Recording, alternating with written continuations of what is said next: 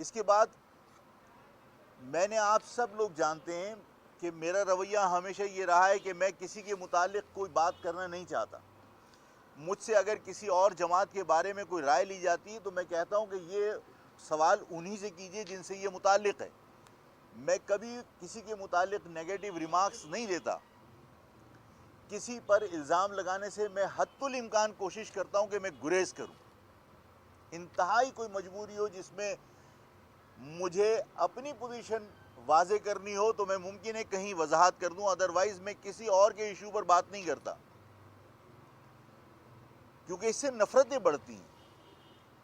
گزشتہ دنوں متحدہ قومی موومنٹ پاکستان یا لندن مجھے نہیں معلوم، لیکن اخبارات میں خبریں آئی تھیں کہ متحدہ قومی موومنٹ کے کچھ دہشت گرد گرفتار ہوئے.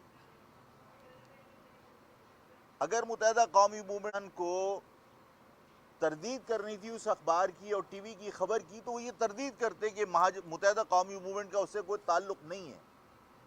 لیکن یہ الزام نہیں لگانا چاہیے تھا کہ ان کا تعلق حقیقی سے ہے.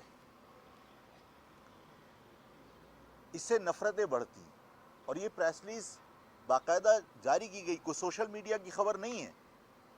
یہ غیر ذمہ داری کا مظاہرہ ہے. آپ وضاحت کیجئے کہ بھئی ان کا تعلق آپ کی پارٹی سے نہیں ہے، لیکن آپ کو یہ حق نہیں ہونا چاہیے کہ آپ کسی پارٹی سے اس کا رشتہ جوڑ کر پروپیگنڈا کریں. اس سے جو فاصلے کم ہونے چاہیے وہ فاصلے بڑھیں گے.